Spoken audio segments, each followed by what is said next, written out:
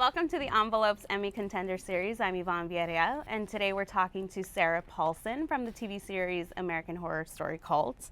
All the American Horror Stories. All the American Horror Stories. All of them. Thanks so much for joining us today. Thank you for having me. So, I mean, it's been a while since the season aired. Is it still so fresh in your mind, though?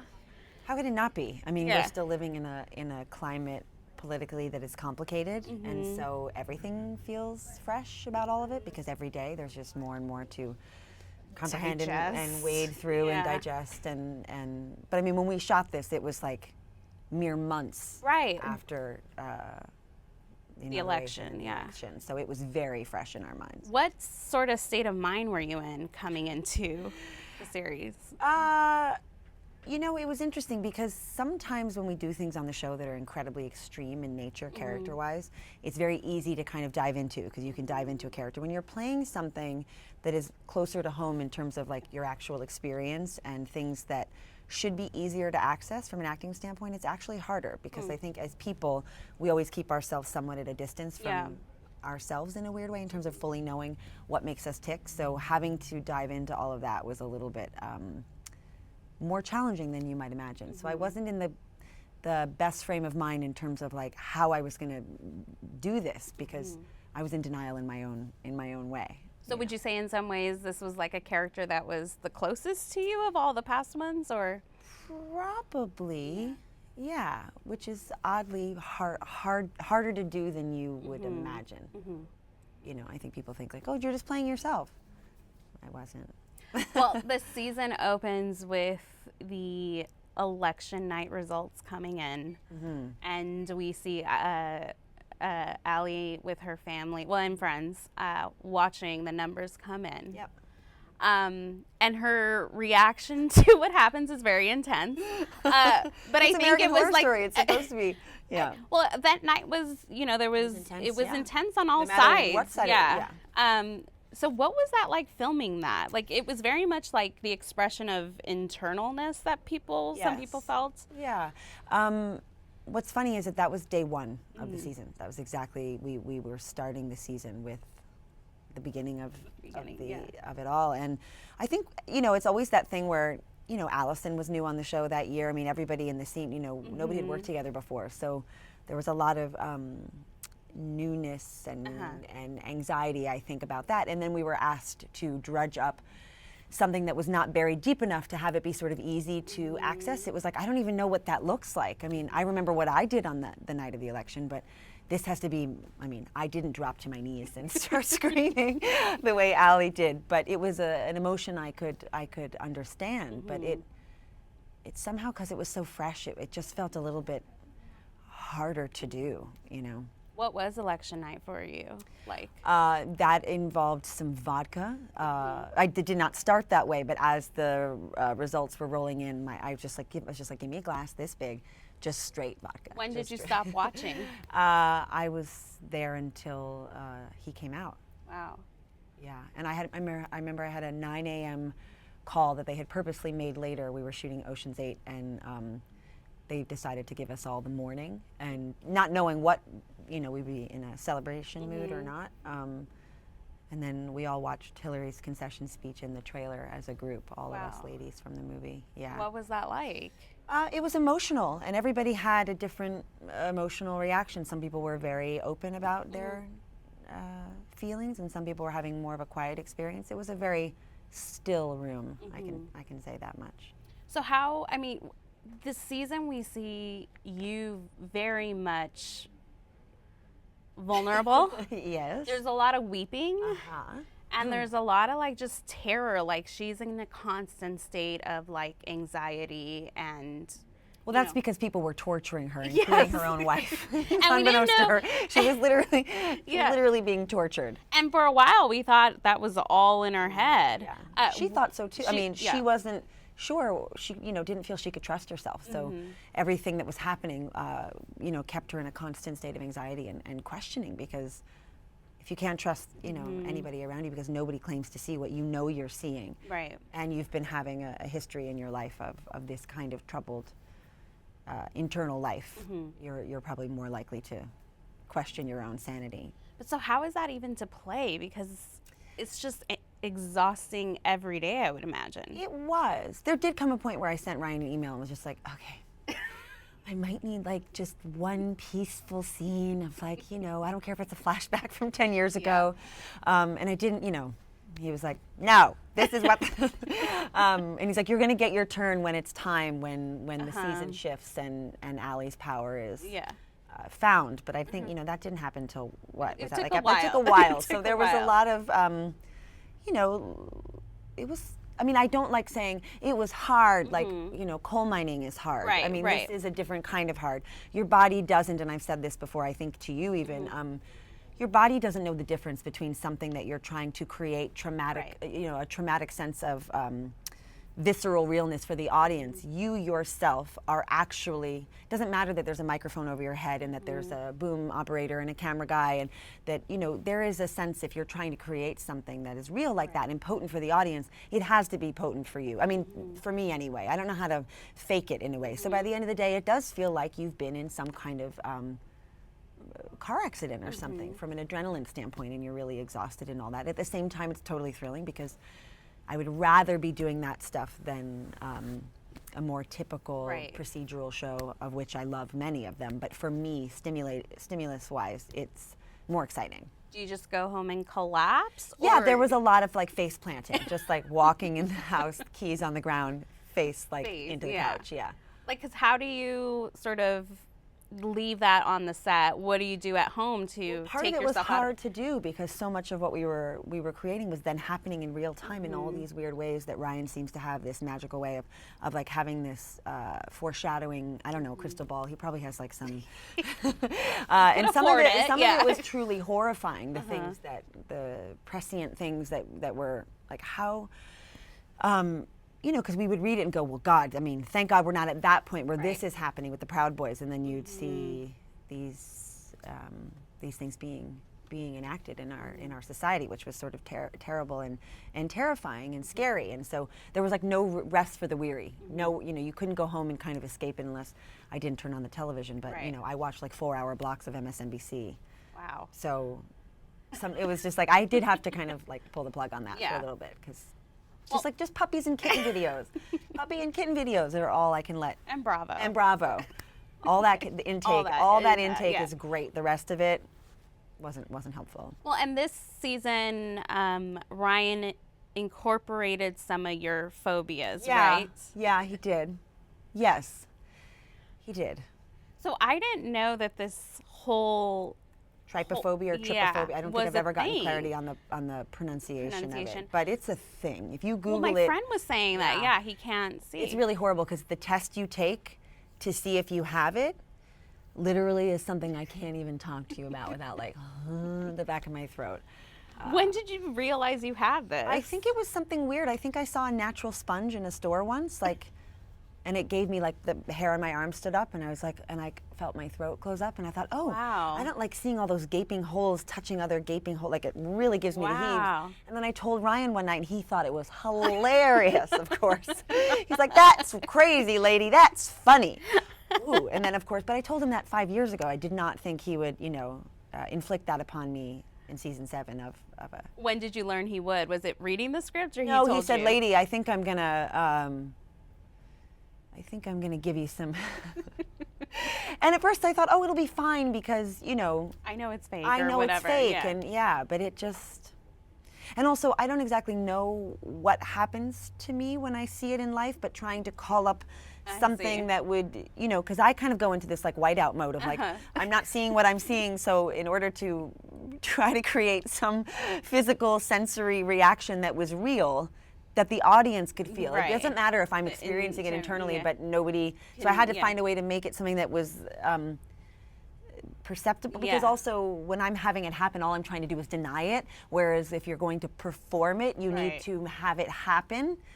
So it was, he's so nice to me. I got worried because I'm like, I think we have something on set that might trigger it, but I'm not sure. Well, I'm not.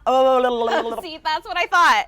Is it that? Yeah, that is right. That's not good. But you know what else is not good is all the pebbles in the bottom of this orchid thing. The pebbles? Don't like them. Not into it. Don't like it. They're too packed. They're compacted. It's really vile to me. So do you just have to not see Yeah, it I'm not there? going to look over there again. So thanks for nothing. Not doing it. I just wasn't sure how No, like intense it was. We're Okay. sure, and you put Yeah. it weirdly within my. You put it like it's not behind me. It's right here. It's the sweeps period of our chats. I Great. just have to like you just got to get people in. really clicking. Yeah. This is. It almost feels like a devil. It's all right Like the- here. yeah, it's all right there. Thank you. I'm sorry. Thanks how- for pointing it out. So. No, you can leave it. I can get through it. It's fine. How is it on set too when you've got like these clown characters just roaming? They're just roaming, and also, we have these incredible hair and makeup people, and the design that they did for those masks. And Ryan wanted them. It's every crazy. One of them had like Yeah, the big thing on it, beaks or whatever. or something in every direction that was really. It was not pleasant. And they were on scooters running around throwing things. And I was just like, that day in this store with the rosé where I'm like throwing bottles, it was like, I couldn't walk for like 3 days. I was running so much, and it all seems fine. I'm like, oh, good. I'll run around, screaming, running around. By the end of the day, I'm like, hi. Yeah. And my, again, it's not coal mining, but was not nothing. But do you get like nightmares? Because when I would watch the season at night, like I need to have all the lights on, and even that doesn't help because the sights, like the grins, freak me out. Yeah, the grins are really disturbing. That's what's scary about a clown. They're like, their smile, their weird smile, when really what they want to do is kill you. Yeah. I don't like a clown. I don't like a Jack in the Box. I don't like anything about Jack it. in Well, the I like a Box. Jack in the Box. I like the Oreo cookie milkshakes a lot, but I don't like. Yeah, Bah! no, it's That's terrifying. not for me. Did you like my Jack in the Box I noise? did like Dee, dee, dee, it. dee, dee. Well, now he's gonna put that in the next season. Oh, you don't even know what's in the next season. Tell me. do. No, I'm not going to tell you. That's a trick question. No, the things that are happening, When do you start filming? June 18th. Wow. Okay. Yeah, I'm not telling you anything. I can't. And I've only read one.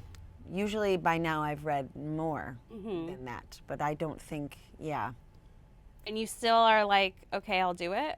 Yeah, I've never said no to Yeah. him if you really think about the things I I've done know. on this show. I I've know. never said no to him. It's never really occurred to me to say no to him because, well, that's one of his superpowers. He just looks at you and you're like, yes, I will do whatever you say. But also he's given me my career. And so I tend to kind of trust that if it's something he thinks I should be investigating, I try to. Are you surprised by this relationship you have with him and what it's brought out in you as an actress, or? Oh my God, yeah. I mean, we all have those like hopes and dreams and fantasies about what we could do if given the opportunity. And all he did was like continue to throw me the ball and be like, hey, do you want to do this? I didn't think I could play a two-headed person, and the technology that we were using on the show hadn't been done at that point, and it was very scary for me and thinking I would fail. Marcia Clark thing, I thought I don't even know how to begin to do this. This is the scariest thing I've ever done, but something about his belief or his conviction that it can happen and that I can pull it off has made me have more confidence in myself. And again, it bleeds over into any job I'm doing where I feel like, okay, I can do this because Ryan said so.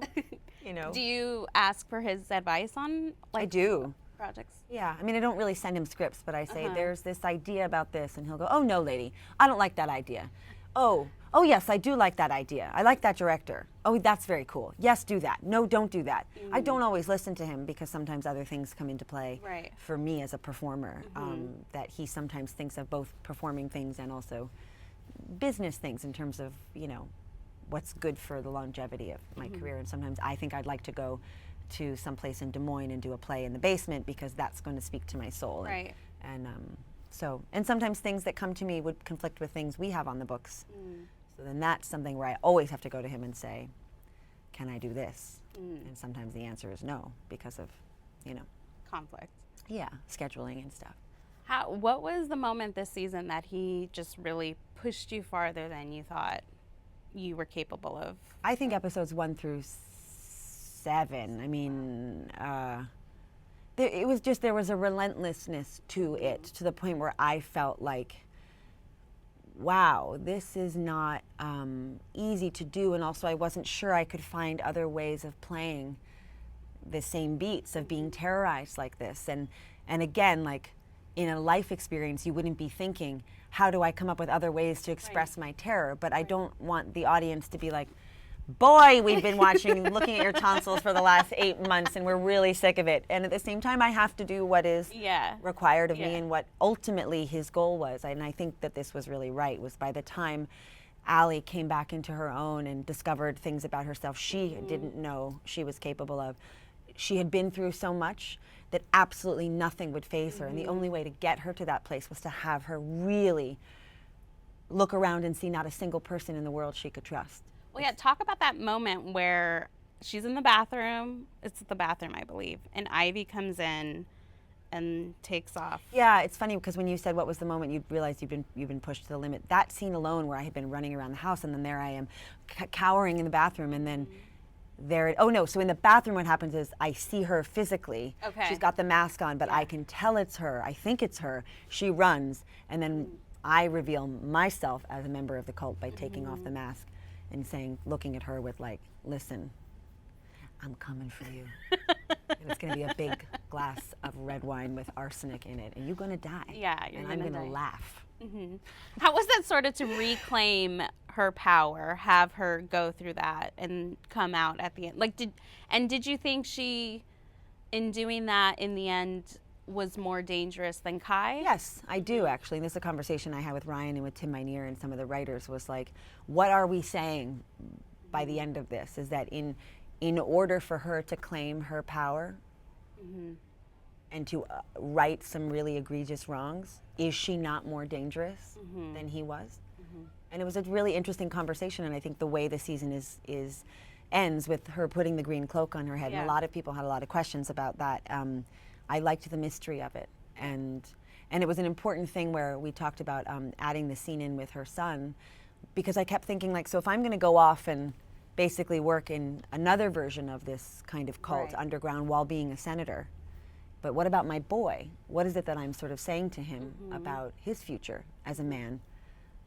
So that was just sort of an interesting conversation that we did have about her. Is she in fact becoming Kai? But just with a better haircut and female insight and design in terms of her future.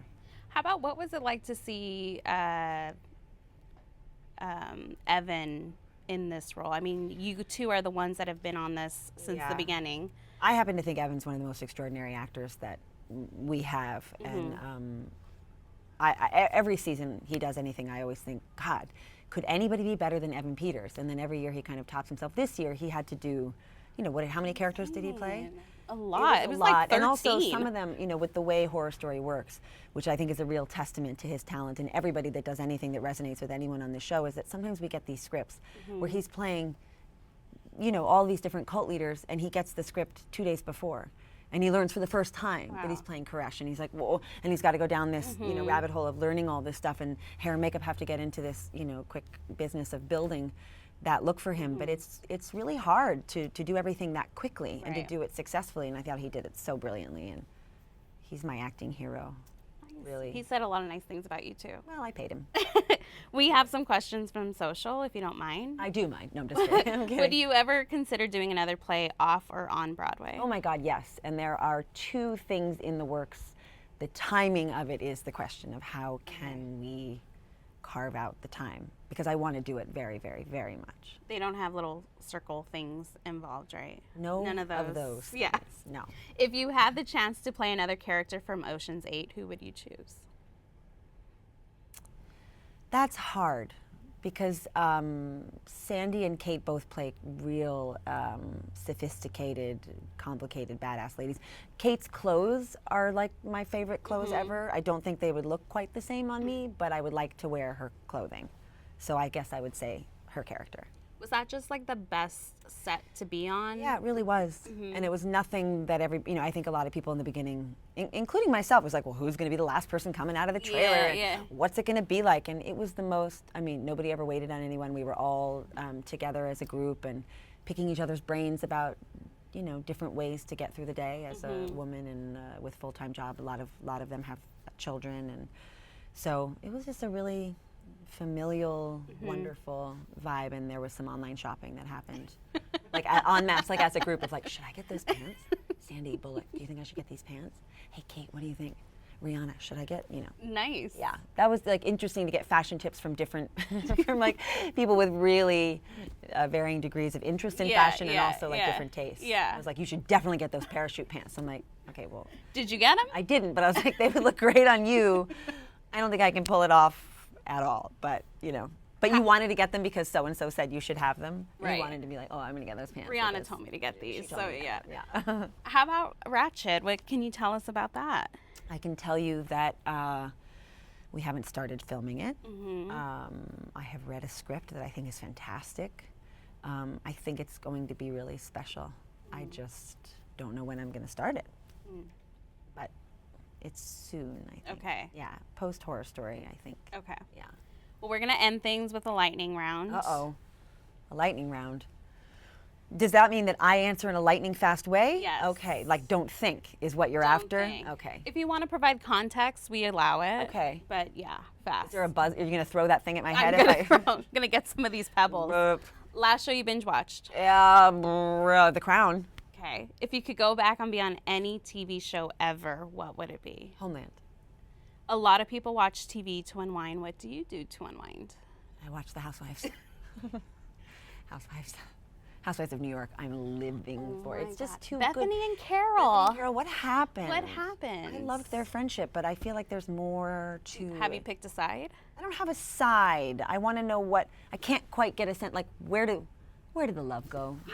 What happened? Yeah. That's what I want to know. I agree. Something happened off camera, and I can't quite get a sense, but it's tense. But I love that the height of their argument was in full like 1920s or whatever. Yes. It was. I mean, I have to say, like, as much as I love that show, that murder mystery game, I was like, what's happening I love here? that Dorinda was like, I did it, can we She's eat? like, I got it. Yeah, exactly. I was like, she planned this whole thing, gave everybody names and everything, and then she's like, it was me. Time for dinner. What do you know now that you wish you knew on your first acting job? That I could move my neck while talking. I'm not kidding. My very first episode of Law and Order, I remember I didn't realize that so I did the whole thing like this. No. Yeah. And somebody finally had to be like, the camera can follow you wherever you're going. And I was like, what? I didn't know because I went to performing arts high school, but it wasn't like professional children's school. It was a different thing. Or I didn't act while in school, so I didn't learn. I was learning on the job. So like I got my first job, I didn't know what a tape mark on the floor was, and I didn't know I could move my body. I thought you had to be like, I had no, it was like I had a neck brace, like I'd been in a terrible car accident. It was not good. I love that. That's the best answer we've had, I think. Oh, good. Yeah. I'm glad I could do that. Well, thanks for joining us. I did want to let you know that I'm off to go see Kyle Richards at her home. Right now? Yeah. To do what? To talk about American Woman? Yeah. So if you have any questions, just let me know. I just want to know, is all that hair hers? Because I know she cut it, but it's like thick, incredible very thick, hair. Right? Yeah. I want that hair. Okay. I don't have that hair. Okay. My hair's like, I will let her know. I'll let you know the secrets. Yeah. Well, thanks so much for joining us. It was a pleasure. And to all you, if you want to check out more of our Emmy chats, head over to LAtimes.com.